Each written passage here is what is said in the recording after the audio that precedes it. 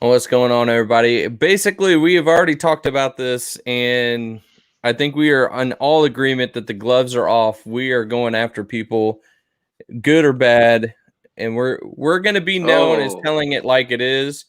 And thankfully, knock on wood, all of us have a job. We don't depend on YouTube or whatever to make money in financially ways.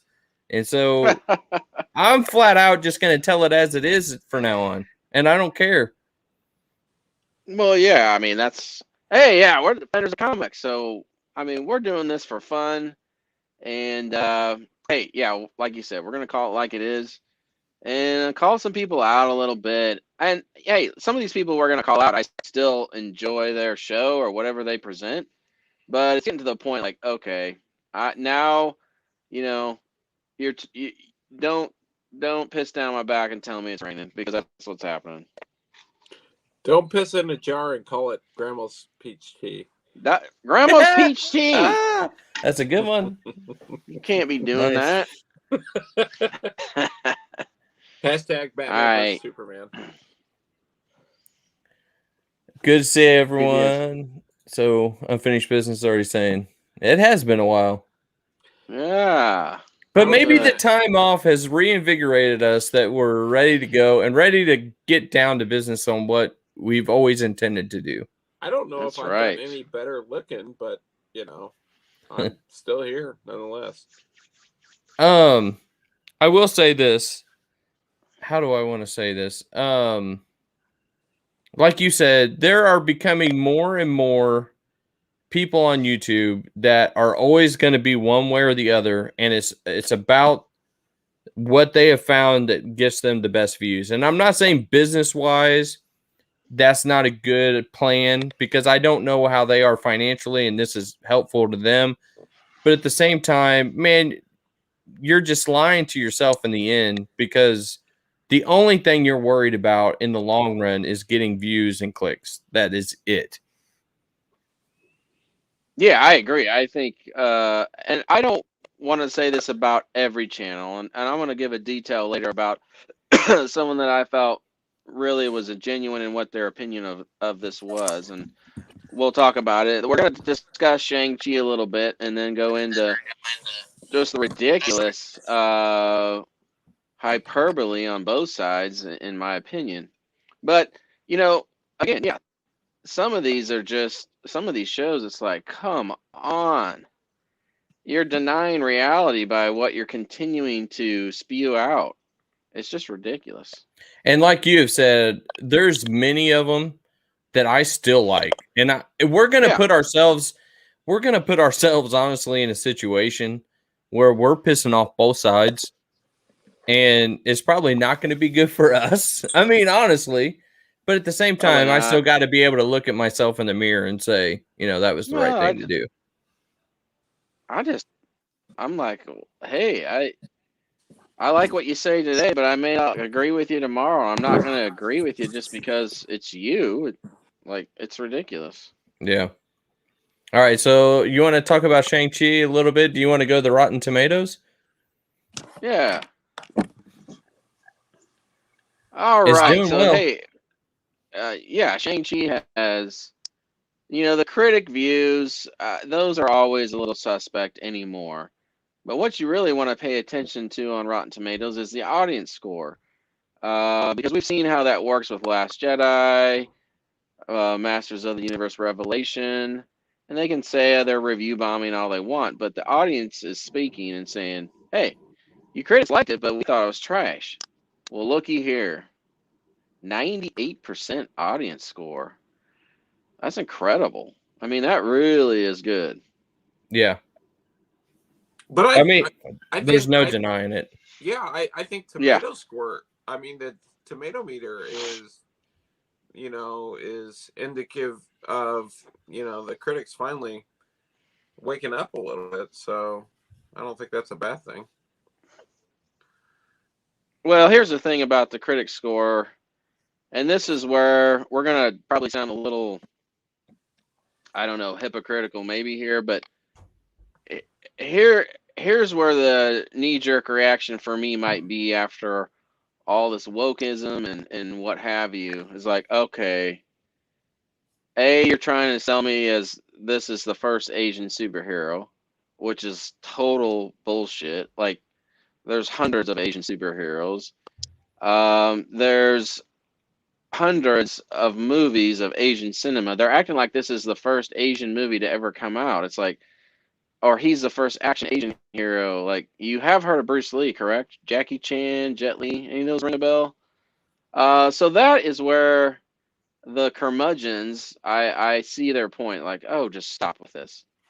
And don't tell me you're breaking new ground or this is so brave and what have you. It's like, just stop.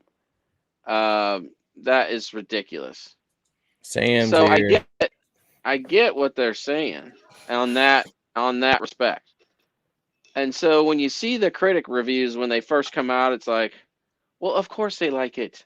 They were never not going to like it. They have a narrative. They have a narrative. They have to fit that this is some brave, new, groundbreaking, first time ever Asian superhero. And it's amazing and it's the greatest thing ever. So when I saw the critic reviews, I was like, well, of course, that means nothing to me. I agree.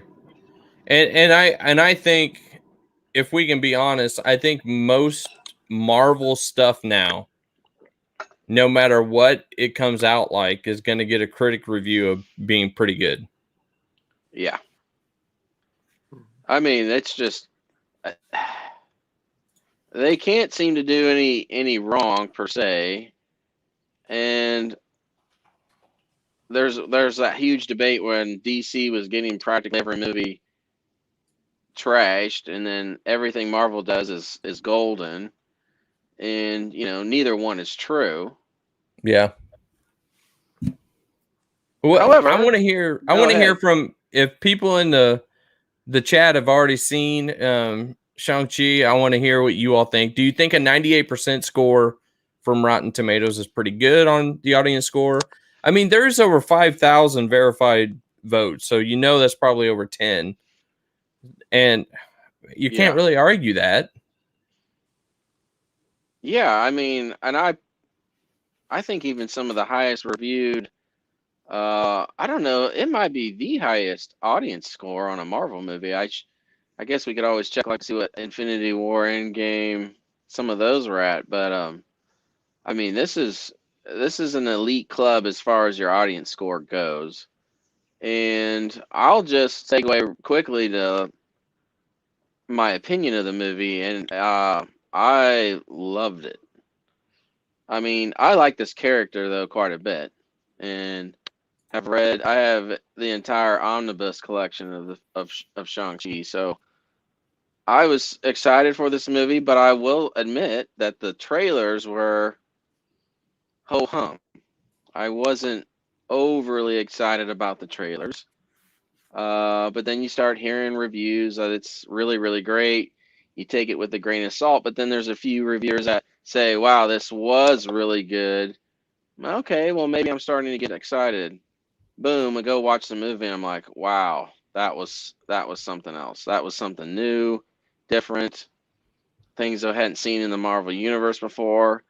And I thought the action, and then I'm a huge Asian cinema fan anyway. The fight choreography was, but it just made Black Widow look like Iron Fist. It made it look like Netflix Iron Fist, which was terrible. Ace, you want to talk more about your Asian cinema fetish? Any more about that? That's private. Okay, real quick.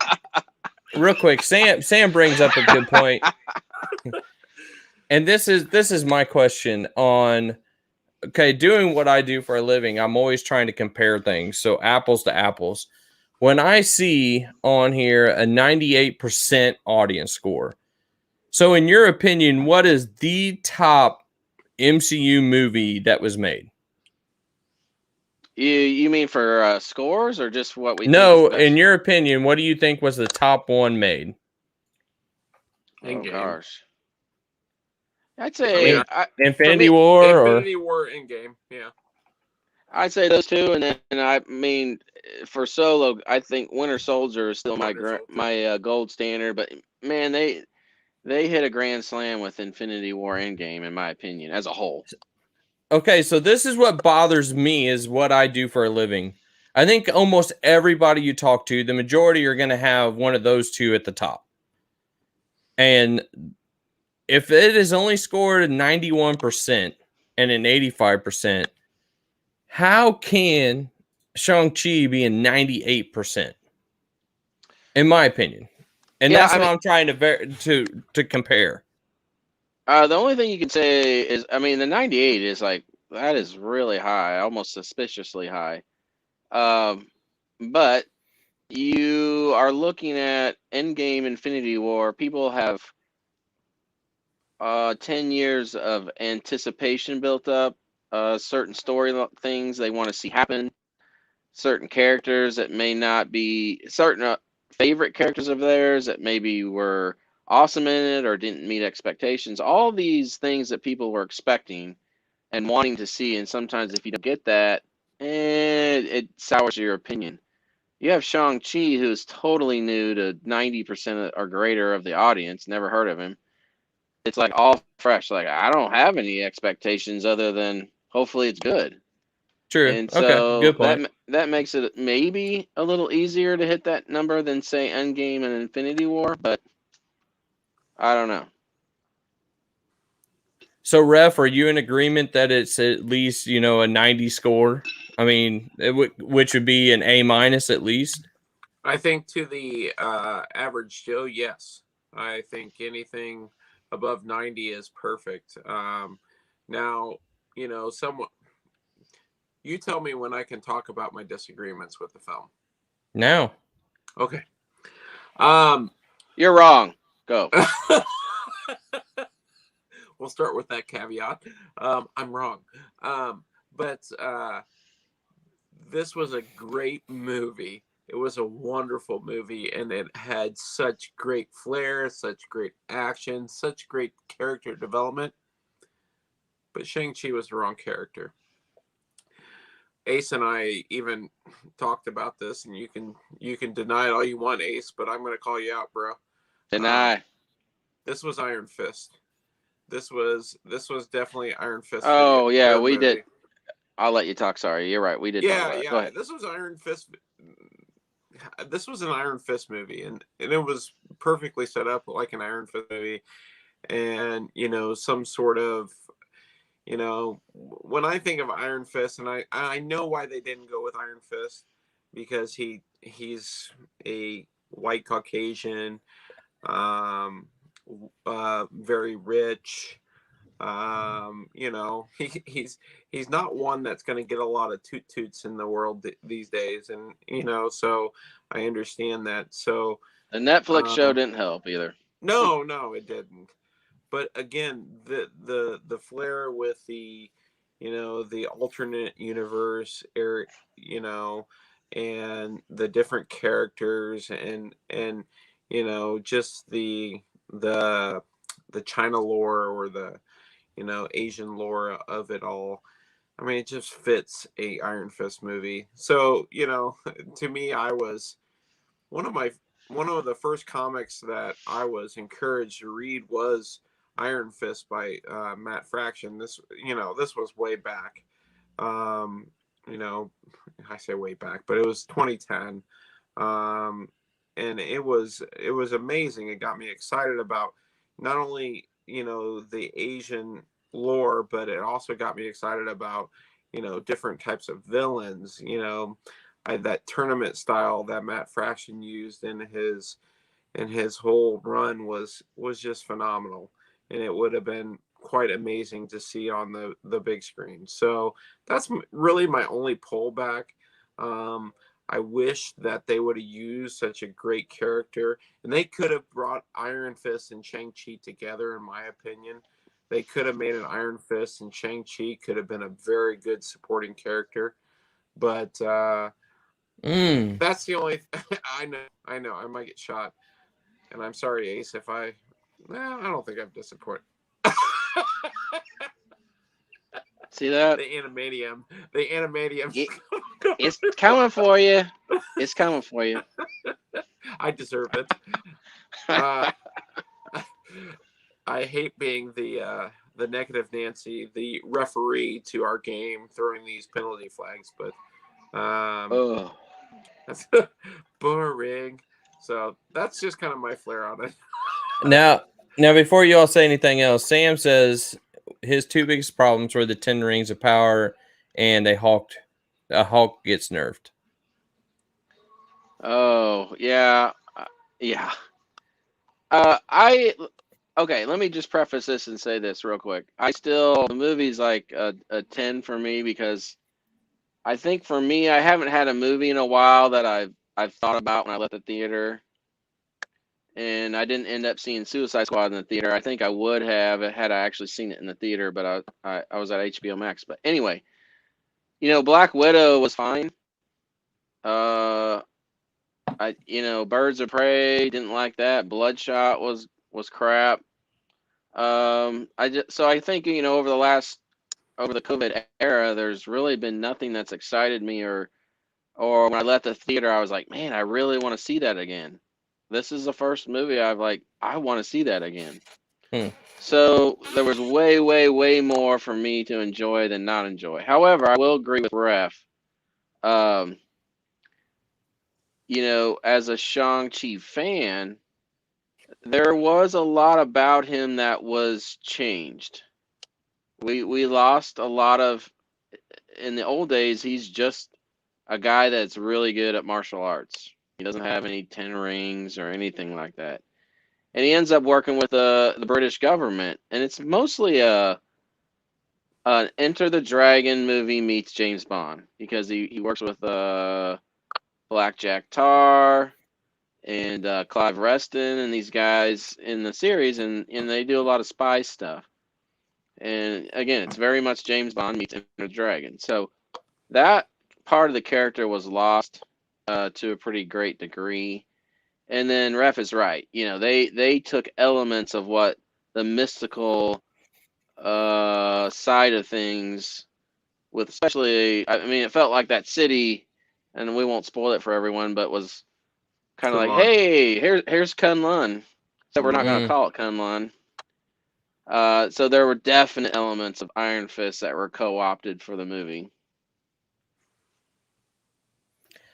So, and I consider both of you very fair, because I remember when both of you all came out of Black Widow, honestly, at first you were saying great movie. But then the more you thought about it, the more you were like, okay, this isn't as good as what I thought.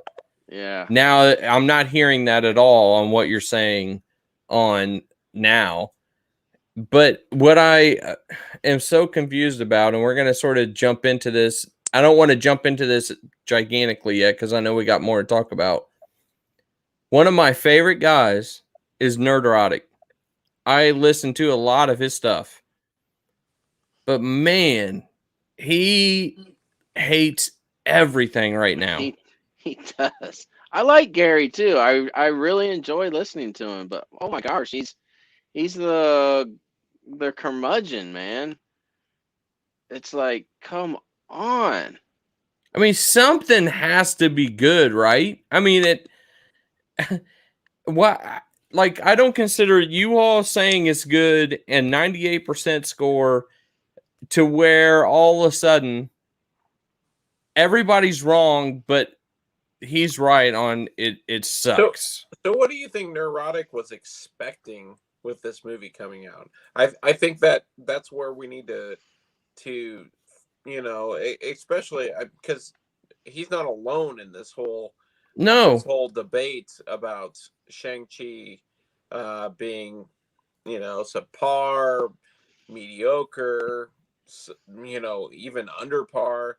So like, what were their expectations? Did they think that we're going to have another Captain America First Avenger type of movie? I mean, like, do you want us to continue to redo things that are so obvious in the Marvel Universe?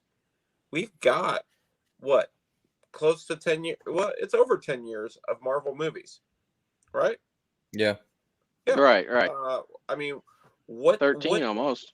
What are, as consumers of that product, what are they expecting from that product? Are they expecting us to you know, because kind of like the comic industry right now, and kind of like what Marvel Comics is doing right now, just rehash things over and over and over and over and over and over again.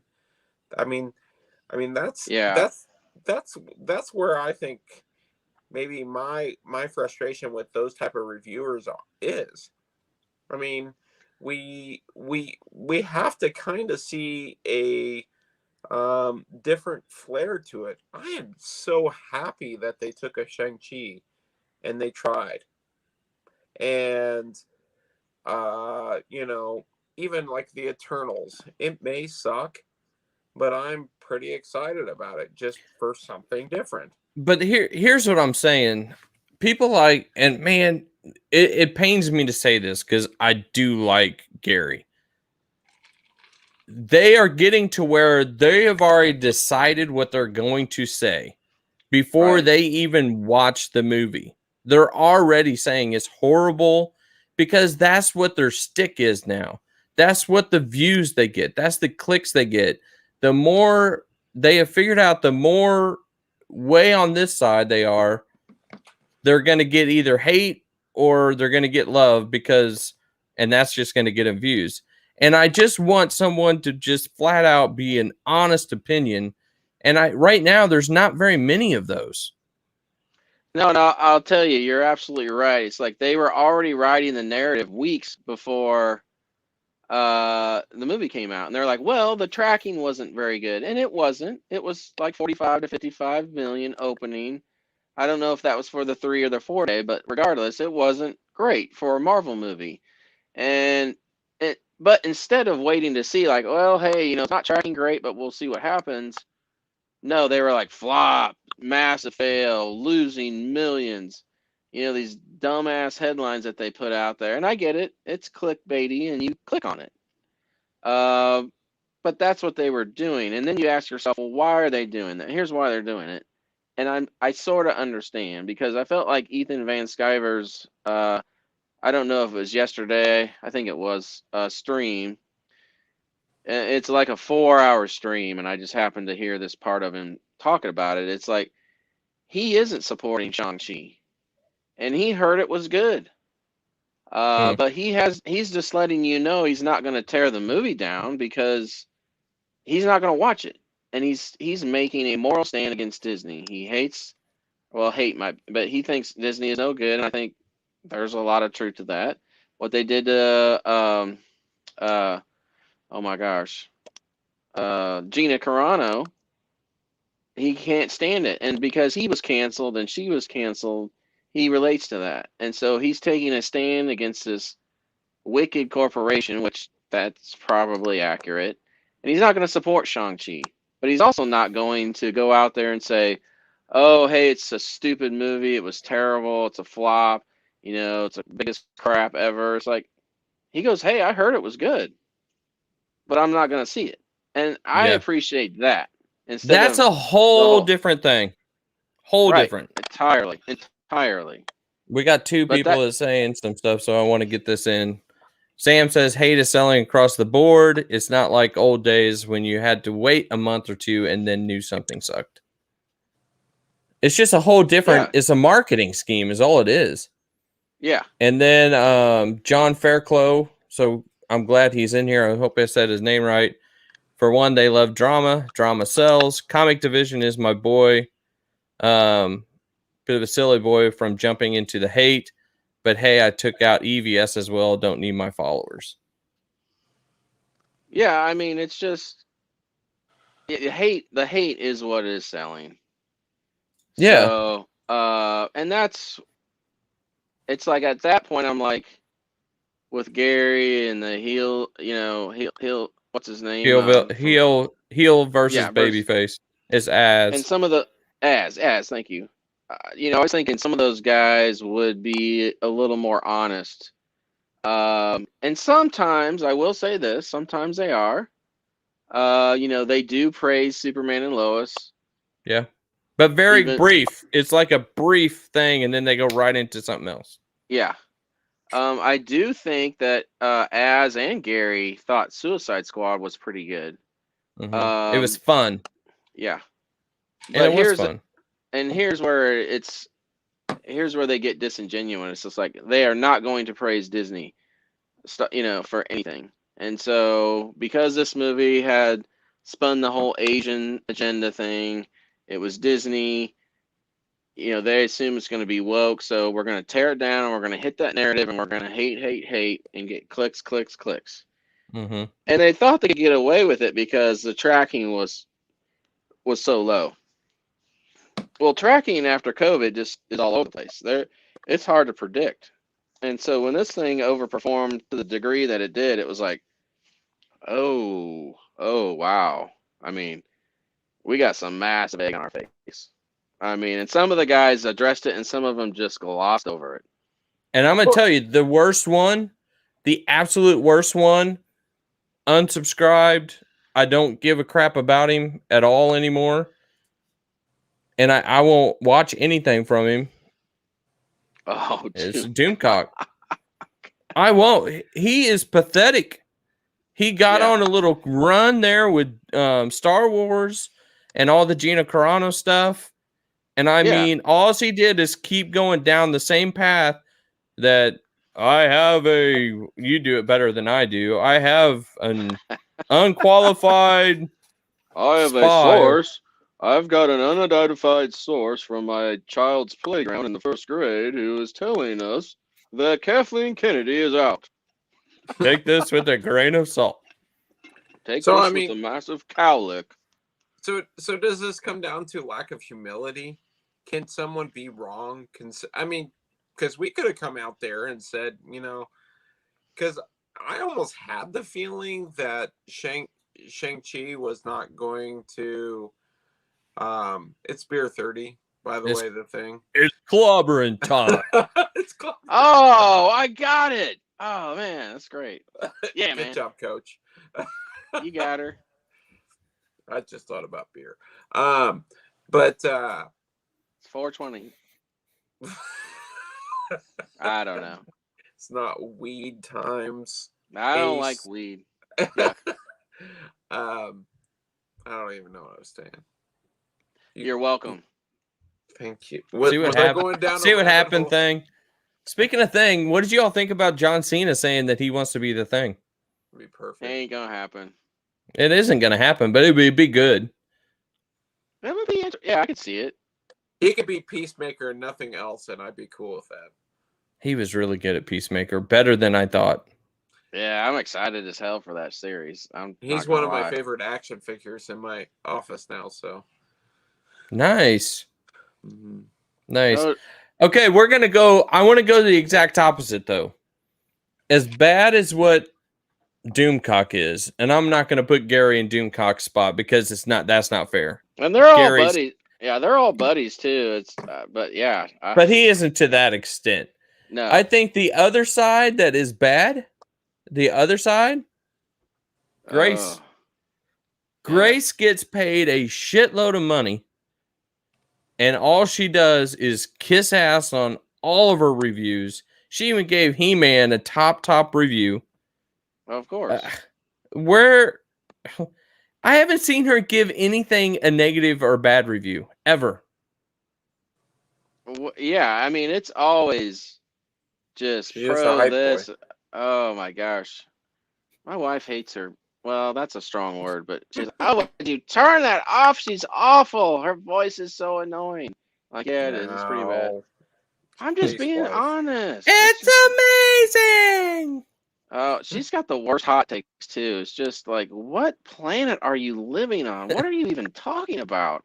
I don't understand how you have that many followers, but she does. She's got close to 1 million followers. She's doing something right. So okay, you know what's sad about what you just said? She has close to 1 million followers. Yeah. And I put out a tweet today about what we're going to discuss tonight. And guess who blocked us? That has less than 400 followers on Twitter.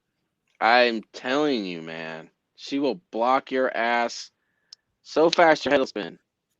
I tweeted something to her. My private Twitter account. I have hardly any followers. I have more than that, but not much. Point is, I said, I called her. I know. I called her out on something that because she blatantly ripped off this small website who's pretty had a pretty good reputation. She blatantly ripped him off. I said, I think you got that from whatever that website was, and blocked. Like, holy crap. Thin skin much? Oh my gosh. But there's also, I don't know. Go ahead. I don't know. Is Jay Fairclough saying Clow saying he has 292,000 followers? Way to go, Jay Fairclough. I don't. Is it under that same name? You got. Well, I don't know, man. Hot when you're anyway, congrats. Kudos. But John Campia can be the same way. He's an ass kisser now. And good for him. He's found out that he gets more views. He must get more. I'm guessing on people like this too. It's not just about the views that they're getting. I think they also probably get more endorsements and more kind of stuff like that. I would guess. They do. Yeah, I mean, once you start rolling in with those followers and that kind of stuff, all kinds of things happen. And you start knowing your audience and what they want. I mean, we're no different in a certain respect. Like certain stories we find people find interesting, or certain styles like origins or whatever. You start finding a groove of like, hey, people really like this. Well, let's do more of it. Or like this, they want to do more of it. And so like, oh, if I say I hate everything Disney, I get, 50,000 views on every video, or 100,000, or what have you. And so you keep doing it. Or I'm positive, and I have super hot opinionated takes on everything. Or I'm a contrarian. Like, oh, everyone's saying this is good. Well, I think it sucks. And that's what they do. I mean, I get it, but you don't ever get truth. Yeah. And that's the point where I think this is what we all always sort of wanted to make sure we were about, was more of the truth and our actual opinion. And would it be awesome if Disney would send all of us a gigantic package of What If promotion stuff? Yes. But I'm going to tell you, if I watched What If and I didn't like a certain one of them, I would still tell you. I wouldn't kiss the ass of What If the whole series just because of that. Now, I'd ask you to keep your opinions reserved because I really want the whole line of McFarlane toys. So please just chill. Touche. I mean, we're not getting those anytime soon. Damn it. Hey, I'm like the dearly departed Rush Limbaugh always said, I'm the mayor of Realville. We could keep it real, man. I like that. Yeah. I guess I'll just pay $25 a figure for them, I guess. Yeah, you gotta pay, man. Gotta pay. That's what truth is. That's what truth is. That's what being a real American is. You got to work really hard, and you got to pay for stuff. Yep. Oh man, that's a novel idea. Work hard and pay for stuff. Who'd have thunk it? Who'd have thunk it? Damn it. I don't know. This is one that's the exact opposite that I don't understand. Is Snyder Cut a 71%? Well, let me tell you this. That 71%, the 71% you see there is a miracle, because critics hate Zack Snyder. Go look and see what BVS ended up at. It was like 33% rotten, maybe lower than that. I don't know. What was the audience score on that, though? Not BVS or this one? BVS. I can look just a second. Yeah, I mean, the audience score is definitely going to be lower on BVS because that movie was a bit divisive. And if I have to pick out of those three, the trilogy that Zach did, I'd say BVS is the weakest of the three. Oh, 29. Yeah, 63%. Yeah. But here's another thing that's crazy about that. Look, there's 435 critic reviews on that one. And then on Snyder Cut, there's only 298. Well, I think some critics just chose not to review this one because it's like, well, it's just a It's just it's the same movie. I don't want to watch a movie I didn't like in the first place. So it didn't get a fair shake in that regard. But BVS, I mean, it's still, and again, I may seem like a huge Zack Snyder fan here, but BVS, even the extended version, is amazing, and not many people have seen it. And well, it's certainly better than the theatrical cut by a mile. Yeah. Yeah, by a mile. I mean, and I mean, there are some holes that are filled with that whole extended cut. So again, I mean, the unfortunate part is we don't see the full picture of some of these directors' ideas, which is unfortunate. But I get it. I get it. We can't have 4-hour movies all the damn time. Well, I mean, I don't Zack have time to Snyder. devote to that. The funny thing with Zack Snyder and this is that there is this distinct love for Zack Snyder as like he gets DC characters like no one else, and someone like an Ethan Van Sciver or a Wes from Thinking Critical feel that look, he's a he's a music video director who's got a lot of style but little substance, and he fundamentally does not understand DC characters. I agree. Totally. I think I'm probably in the middle somewhere on Zack Snyder. I really enjoy his movies, but I think he has really dark sensibilities, and he likes to pursue those dark characters, which I don't really necessarily think DC is dark. No, and not as dark as what they act. And I mean, there's some dark characters, but that's about it. It's right. But it's just like you said, it's more Realville. I mean, Marvel has a fluff to it, and you may shoot me for saying that, but I think DC characters are more relatable. I think DC characters, even an alien like Superman, is more relatable than most characters in the Marvel universe. I think Batman is more relatable than most characters in the Marvel universe. Again, that's my DC bias. But okay, on MCU Marvel characters, just MCU, who is the most relatable that you think? Steve Rogers. Is he really relatable though? Yeah. Most relatable. Most people are going to say Spider-Man, but I didn't relate to that because I used to get frustrated like, oh my gosh, I mean, he just loses and loses. Not against villains. It was like, oh, he'd go beat Doc Ock and then he'd come home to his personal life and he was a loser. Yeah. His rent, his relationships, his aunt, I mean, everything, lose his job, whatever. I was like, oh man, this is like, I don't relate to this. This kind of sucks. So I don't know that you relate to a Steve Rogers, but to me, it was like, I aspire to a Steve Rogers. That's who I think that's a whole different thing, in my opinion. Yeah, I think right. But I think I relate to the fact of Steve Rogers that he's resilient. Like that the guy never quits. I mean, So what Ace is saying about like what I inspire to be. Like I want to be someone that doesn't quit. That pushes through all obstacles and through all issues. I mean, Steve Rogers, in all sense of the name, was without the super soldier serum was kind of a wimp, was kind of a puny fella that no one took seriously, but he had the heart of gold. I mean, if I don't know, I just inspired to be that type of fella. So Ace, thank you for framing it in the way it needed to be framed. I am okay. I am 100% in agreement with Sam, and this is where I was going on my question. Let's hear it. Let's do it. Yeah, I think it's Hawkeye. I get that. I loved Hawkeye, man. Damn.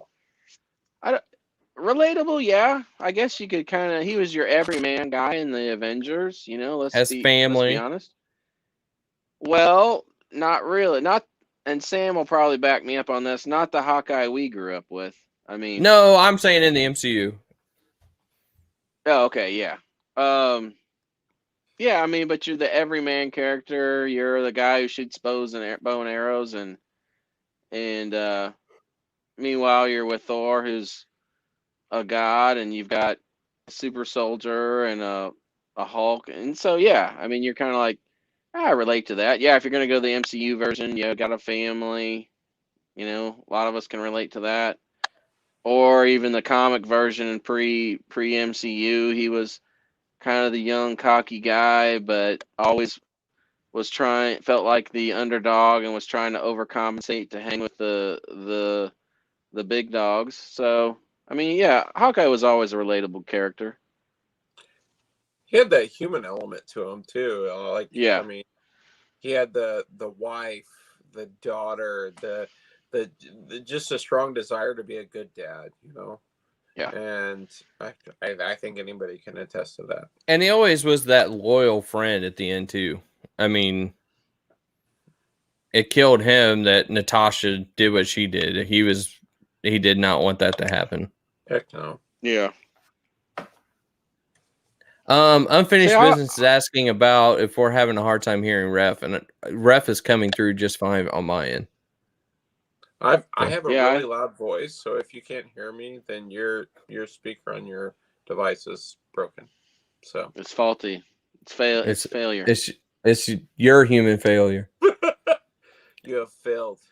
You Let's failed at talk a little city. bit about the You have failed numbers. this. I don't know if you all can see this. I can zoom it in a little bit more. Please do. Avengers Endgame, of course, brought in over $850,000 or 850 million. Now, as of right now, Shang-Chi is at 94 million, almost 95. It's But 101 as of today. okay, but if you take the opening days at 75, so really that's going to be right in line with Ant-Man, Thor, Dark World, and Black Widow. And Coach, could you preface are we talking opening being, I mean, any type of digital stuff or anything like that? It just says opening. Well, I follow box office very closely. So, This is COVID world, though. Yeah, yeah. I agree. So COVID, here's what this tells me on Black Widow and Shang-Chi. Black Widow pulled in $60 million from the premium service on Disney Plus. Yep. I don't know what it's kept bringing in, but that was opening weekend. So if you add the 80 million that it opened with to that, you have $140 million. In my opinion, yeah, I think it would have easily got $140 million pre-COVID, and which is phenomenal. Yes. Now it And fell with off. how long it kept being pushed back. Yeah. However, I mean, now Shang-Chi could have a second weekend drop pretty heavy too. Black Widow dropped really heavy, and a lot of people said, hey, well, people who spent $60 million on the premium service, you have that movie for like 30 days. You can watch it over and over and over. I paid $30 to purchase it or rent it for a month. I don't need to go see it in the theater. So you're losing a lot of repeat business, which is what these fan movies bring in. You want to go back and see it. Yeah. So I think with a Shang-Chi, the fact that it got 75 million over 3 days and then 94 over the 4 days, I mean, I think that's, who knows what it could have done if this was pre-COVID. Yeah. Because here's the other thing, they say, well, hey, it's on 4,000 screens, and that's as many as some of the big Marvel movies were at. And it's like, okay, listen, that's great, but you have to realize most of these theaters are not running full hours. Like an Endgame, who can break the opening weekend record, is because they had movies showing in big area markets like New York, California, every hour on multiple screens. Like at 6 a.m., you have movies running. Well, Shang-Chi and Black Widow right now have half of that. Yeah. I mean, most of the small town theaters don't even have daytime showings right now. They have your you have your 7 o'clock and your 9 o'clock, and that's it because they don't have help, or they're just not allowed to open up. So, I mean, the fact that they got this big a number is, I was shocked. I was pleasantly surprised, but I was shocked. I I think it is the shot that the superhero industry needs in the cinematic, you know, universe. I think that's what they needed because I thought COVID would kill it. I really did. I thought COVID would just kill all the momentum that Marvel, especially Marvel, and maybe a little bit DC had. So I can say this with the hype that the Spider-Man No Way Home trailer got and the amount of views it got. If this was a normal year, if we can ever have normal again, I think it would beat Endgame. Yeah, I mean, just going off of totally. the trailer views, yeah, I didn't just kind of beat Endgame, it substantially beat it. So, yeah, I mean, this is an easy $1 billion movie, maybe an easy during COVID times $1 billion movie. So, would it be talking 2 billion like Endgame if normal circumstances? But Maybe, and but if it's here, good. yeah, but here's the problem. My nephew's a manager here in town of a movie theater. They're going back to mask mandates. No one wants to sit through a movie and wear a mask. I Are mean, they? so When do they start yeah. that? It already Well, started, didn't it? we got Fred Flintstone as our governor, so that True. happens. So here's the thing. I mean, we're slipping a little bit in the sense of personal freedoms and whatnot. So we're gonna go back to these mask mandates. People aren't gonna want to go sit in the theater and Mm, suffocate through a mask. yeah, So I mean, that could hurt. That could hurt box office. No one's talking about that too, where people are like, "I'm not gonna do that anymore. I'm done." So people could And say, "Screw it. I'll wait till video." yeah. that's the two things that I think that Disney and Sony have to figure out. Because do we release this on Disney Plus? But Sony won't allow that because it's, No. part of them. Mhm. But the other thing is, if it keeps going the direction that it's going in, they're pushing it back. They are not going to show it when they said they were going to show it. Well, I would have totally agreed with you pre Shang-Chi. So Shang-Chi was a big barometer test, because they did not show it on Premier Access. And you almost kind of like, well, I think they were sacrificing Shang-Chi to see where things were at in order to get ready for Spider-Man and Doctor Strange. And Eternals maybe too, and it overperformed so spectacularly that it's like, oh, what happened? Instantly, Venom moved from October 15th to October 1st. They're like, hey, whoa, I'm moving up to October to get out of the way of Bond and Dune and some of the other October releases. And so now I think with this one movie, the theaters are like, I think we got a chance if COVID So cannot start raging again. They're thinking, well, now Spidey might get to stay where it's at, but because I think it was that close to getting bumped, and it still might. But with so Shang-Chi doing as well as it did, there's still a chance it stays. so Ace and Coach, are you saying that Shang-Chi could have potentially been a sacrificial cow? I mean, really, in essence, to say, hey, if Uh, this is our like you said, barometer of success. If it doesn't work, then we need to push some stuff back. I Or I I think they did, and I don't think they did it by design. I think they were like, we can't. At some point, they didn't make a decision to move Shang-Chi, and then at some point, you're locked into the date. And it was like, well, there's nothing we can see, or nothing we can do. So let's just see what happens. Man, I'm And telling you though, in our small rural area that we're in, I don't see things getting better by November, December. I really don't. Really? I mean, this is September, August, and it's gotten worse in the summer than it ever has. So how in the wintertime is it going to get better? Well, the winter time is a good point. It's just that all the places like our area that have spiked have had like a 2 month kind of, well, Springfield, Missouri, huge spike, and then 2 months after the spike began with Delta, it started to drop and go back. Now I don't know where they're at currently, so if for some reason they're back up, I don't know. But that's what had happened. That's what had happened over in was it India when Delta first got going? So the theory is that you're kind of a couple month window, but who knows? I mean, no one thought Delta would be what it was. We thought we were in the clear. Black Widow opened back in July.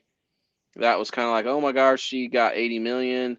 We're getting very much back to normal. And then 2 or 3 weeks later, Delta's hitting all kinds of places in the U.S. and fun So ensues. what do we honestly need to be considering a success anymore for opening weekend? Well, I mean, you had all kinds of. Well, Black Widow was the bar for huge success. Fast 9 opened to 70 million, and those are huge franchises. So you're thinking that's pretty good. Both of those would have been over 100 million under normal circumstances, and so the fact that Shang-Chi gets 94, wow. I don't Are we know. going to I mean see ever again 150 or above? oh my gosh, I don't know, man. I don't know. I mean, well, will we? I mean, every other week it feels like, yeah, theaters are not going to make it. It's going to be a streaming world. And then boom, something like Shang-Chi happens and everyone's got hope again. I don't know. I think though once you open that Pandora's box, I mean, it's kind of sucks to think like, oh man, it was kind of nice having Suicide Squad at home, like for free. Well, I mean, I pay for HBO Max, but it was like I can watch it as many I'm times as with I you want. there. I'm personally with you on that. It's hard to like. I am a huge theater guy, but after a year and a half of COVID and having a lot of these movies straight to your home, yeah, I'm kind of getting used to that. Not minding it so bad. Ref and I went and saw Shang-Chi. We go in. I purchased tickets ahead of time. We get stuck in a smaller theater or screen for one. The sound is shit. There's no bass. Even my son, who doesn't pay attention to that stuff, said, yeah, Dad, the sound sucked. So we spend all this money to go to the theater and you give me a subpar product. Yeah. I'm like, you're not going to make it when you do that. I can watch it at home in the comfort of my chair, my And own get up to take popcorn. a piss. And Yeah. how much is Spider-Man going to take to make? To make? Like, how much does it need to make? Or No, how much have they spent to make Spider-Man? oof, I don't know the budget yet. Now, Hollywood plays fast and loose with budgets, but it'll be very expensive. So what about Shang-Chi? How much did it take to make that? 150 million by reports. They got a huge tax credit down in Australia. Probably closer to 175 to actually make, but with the tax credit, they got 150 is what they're reporting the budget was. And So they're that's going to do well, reasonable. actually. Yeah, they're gonna make some bank on Shang-Chi for sure. Now the Eternals has to cost more to make. I would think so. You never know, though. I mean, other than Angelina Jolie, you don't have any big names. I know Kit Harington and those two from Game of Thrones, but they don't pull huge salaries yet. Well, Salma Hayek will a little. Yeah, she's probably not too inexpensive, but yeah, but I don't know. So it just depends. I'd say that's a 175 movie to make, ballpark. But some Okay. movies you're like, how the hell did that cost that much money? And other ones you're like, Deadpool, the first Deadpool, is like it only cost 60 million to make. You're like, wow, they did a hell of a job with their budget. Yeah, So a lot luckily of Ryan that's, Reynolds wanted to do it though. I mean, Suicide Squad cost 200 million. How? Yeah, it's like that movie's losing money. You said this cost that much? 200 million. Yep. It's Why? like, well, you pay James Gunn a big fee, and I don't know. You just give him everything he wants, and you can cut loose budget. Yeah, 200 million, man. So 200 million, and it says box office gross was only 55 million. yeah, it's like 160 worldwide. Dang, So man. yeah, And that was well, that was good, man. And I know Sam and I respect it. He said that he didn't watch it because he doesn't like James Gunn. right. But man, it was good. It was really Yeah, good. it was a damn good movie. Now it's gotten huge views on HBO Max, so I don't know if they consider that successful, but How has it only gotten an 82% audience score? that one baffles me. It only got a B plus audience score, which is out. They exit the theater and you get a grade. Like Shang-Chi got an A. I think Black Widow got an A minus. And then for Suicide Squad to get a B and they get 82%, I don't know. I thought it was super awesome, great movie, but apparently some people don't think so. So The thing that I worry about on Suicide Squad is people don't understand where it was coming from. Because if you don't understand the comics at all, why is there a starfish? Why is this polka dot man? I mean, all those questions are going to be asked. I think that all heard it. I just don't think people got it. You're right. At the beginning, spoiler alert, at the beginning when that first team just gets wiped out, you're like, what the heck? Why is this happening? I guess It was great. if you don't get the comics or have any knowledge, or if you just don't get the joke, then it may fall flat for you. I'm guessing that's what it was more than anything. Yeah. Well, y'all got Well, anything else? I just want to say, yeah, I'm hoping, I still enjoy a lot of these YouTubers. As a fan, I gravitated towards some of them because I'm frustrated with a lot of things. And I don't want us to sound too hypocritical because we put out a little bit of, I don't know, hate's too strong a word, but disgruntlement over He-Man and the Masters of the Universe Revelation. And I stand by that. It wasn't horrible after watching it all the way through, but I was miffed about it. It was a bait and switch, so I stand by that.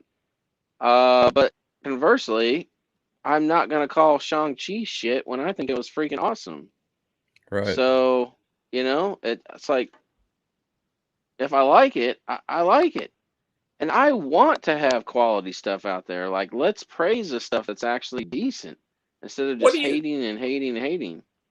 What do you? I mean, yeah. I mean, my opinion is I could have came into it with identifying that the MCU is probably going to take a pretty radical approach to Shang-Chi and make some radical changes and have some sort of radical political positions in it, and it didn't. I think that's what made it most enjoyable is that it was just fun, loving. There was some humor in it. There was, and I know H There's a knows this. really Like, strong moral center to it and good a mhm. family unit storyline, which I thought was fantastic. which Sorry, is Ref. which. Well, yeah, which is again not really strong with the MCU's message. I mean, Mm-mm. they're more about entertainment and Right. fitting to the political nature and fitting to any type of. I mean, I'm just taken back to Captain and Winter Soldier or Falcon and Winter Soldier and the political undertones of that. So I am just glad to see you know, I look at Shang-Chi and I look at someone who's not so much different than me. And that's what I want. I want to look at an Asian fella and look at him not so much different than me. I want to look at an African American fella and not so much different than me. I think we need to become more united in things, and I hope that the MCU is starting to push towards that. Shang-Chi is one thing that gave me a little bit of hope in that. So, um, I hated to get anywhere near political comments on that, but that's my opinion. I do want to say some stuff like, and I know you're going to say some others, so, but I got one up and I think you're in agreement with. If you want, hopefully you like us, but if you want somebody else to follow that I think is always at least fair and always gives an unbiased opinion, I don't know if there's anybody better right now than Thinking Critical, in my opinion, on what he does. I think he's very fair. He tells it as it is with comics. He tells it as it is with the movies and shows. And I'm in agreement with almost everything he says. Yeah, and when it's like, hey, you know, it feels like everything sucks in DC and Marvel comic book wise. And a lot of his reviews lately are like, wow, this sucks. But hey, when something good hits, like the new Moon Knight series, is like, hey, this is really good. And this very guy who's writing Moon Knight wrote the Taskmaster miniseries, which was utter garbage. But hey, Moon Knight's good. And so he doesn't go with the hate narrative. He's like, it's good. It's good. Yep. I really like Wes a lot. So. Yeah, he really has a very good balanced approach that I love. The honesty of like, hey, yeah, this is crap or this is amazing. So, is there anybody else that you can think of? Oh, as far as YouTubers go? Yeah. Yeah. Well, I mean, you know, we talked about, you know, the bigger names, at least in the geek community, we've touched on Nerdrotic, Heels, Babyface, as Taz or as. The Quartering is another big one, and I like Clownfish a lot. But they also got stuck on the whole narrative of Shang-Chi's not going to sell. They were doing videos of, oh, the toys are already on clearance. This movie's going to bomb. Like, Walmart puts a lot of crap on clearance, so it doesn't mean anything. It might have been an accident because they don't have workers. So, well, yeah, exactly. So, you know, it's just become this mucky mire of crap on YouTube of shows that were once enjoyable that have started to become stale and predictable and not entertaining. And I feel like I'm being swindled when I watch them. So that's kind of where I'm at. I still like a lot of them, but it's starting to be like, guys, let's reevaluate some things. And that's just my opinion. There's only two. I'm still subscribed to Beyond the Trailer, even though she just blocked us. John Campia, I was still subscribed to. I don't watch him very often. Nerdrotic, I watch him all the time still. Heels versus Babyface, still subscribed to him. I have unsubscribed to two. Doomcock, and I'm sorry, Popcorn Planet. I have unsubscribed. Well, I mean, it's not even that he's being too negative or that, but he totally pulled a. I mean, he just showed that it was all about money and making the clicks, which fine. I mean, but he went from a geek show that I enjoyed listening to he's just covering flipping Britney Spears. Yeah. I mean, I don't give a shit. I mean, God bless her. I hope she's all right, but I don't give a crap. I don't want to watch that. Nope. And so it's like, I was like, bye. Yeah, and Doomcock is just, oh, come on now. I'm not watching that anymore, ever again. You're just making crap up. And when Mikey Sutton, who's gaining a lot of cred lately, when he's the one that says, sorry, Kathleen Kennedy's signing a new contract, a couple days later, Doomcock has to say, yeah, he's right. Like, oh my gosh. I think that's the stance our channel has to take is we're going to use humility. If we're proven wrong on something, I think all three of us would say we were wrong, and go a different way. I mean, Yeah. I think as three pretty cool dudes, we're gonna take the stance. Well, 2.5. I'll take the And, half. and sexy too. That I mean, we're gonna take the humble approach and say, Humble. hey, we're gonna. There's going to be times where I don't take the humble approach anymore. I mean, and I'm not. It's to the point where it can't always just be about, I know I'm going to get 50,000 views if I say something's crap. Just to say it. Right. Yeah.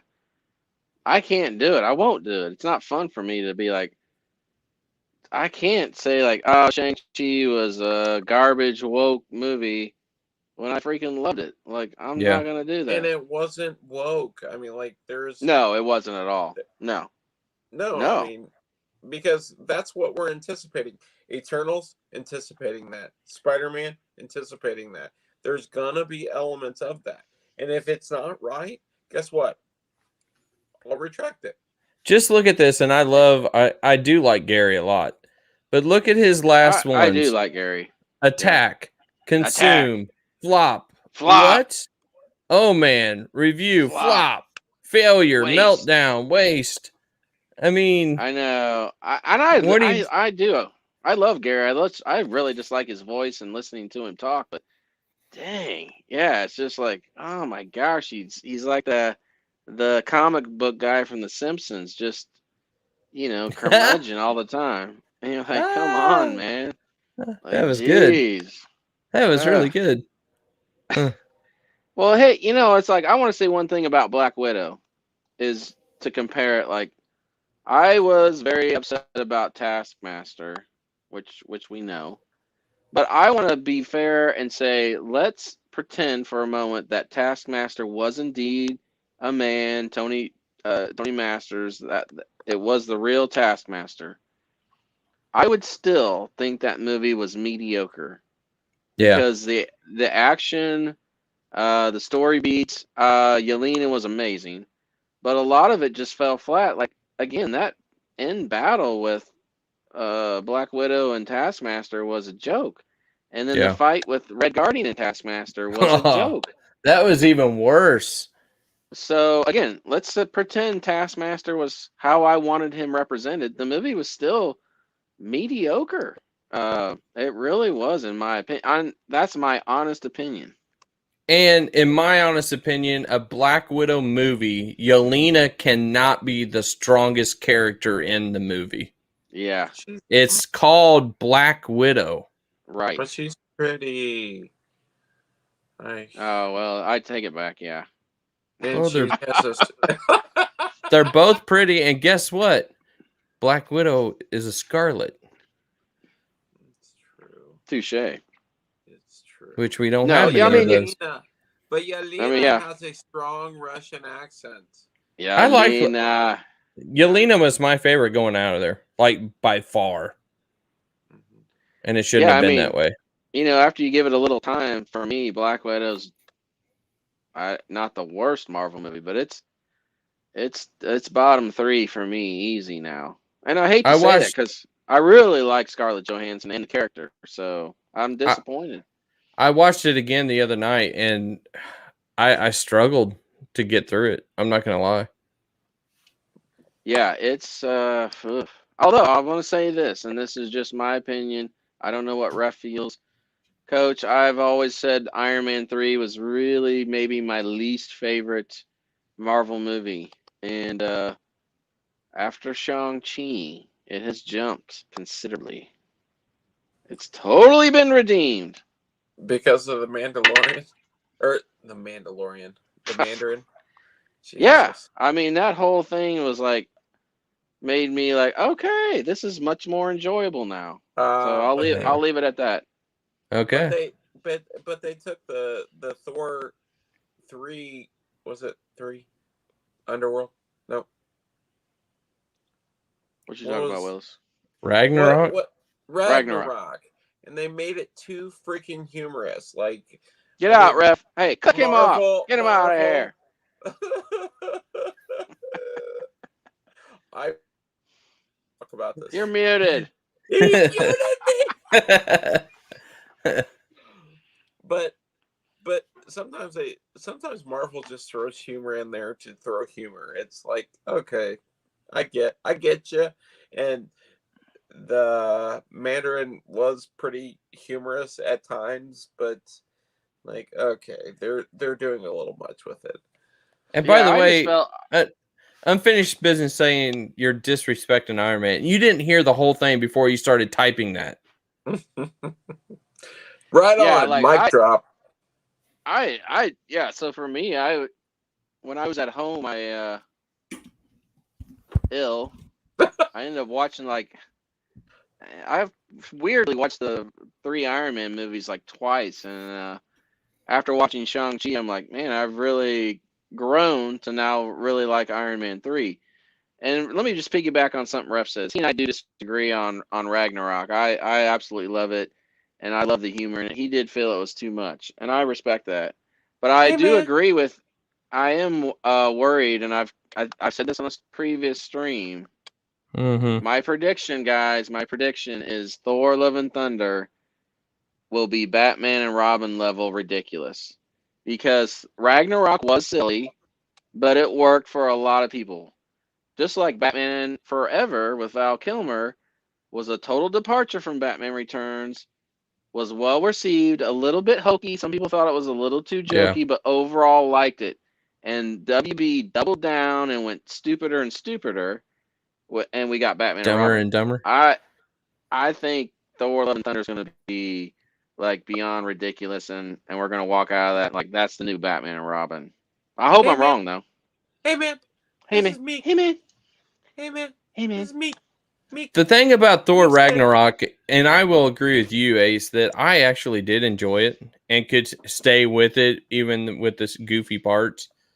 But Yeah. on Endgame, Thor it was funny, but it went on too long, and that's the direction they're True. going now with Thor, the next Fat Thor. Yeah. It's just going to go that way.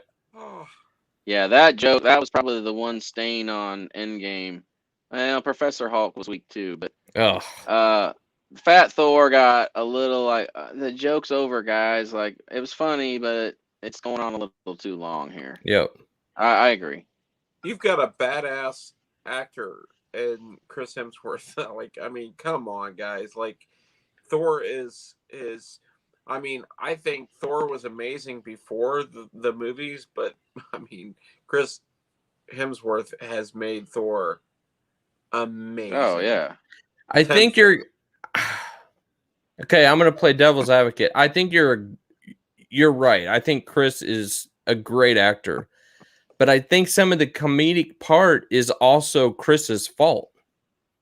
I think he enjoys it, and I think he does a little more each time and tries to get them going, and they're laughing and everything, and it just sticks. Yeah, I think you're absolutely right. You're on I can see set. that. He's probably ad-libbing. They're like, man, Chris, you've got some comedic chops.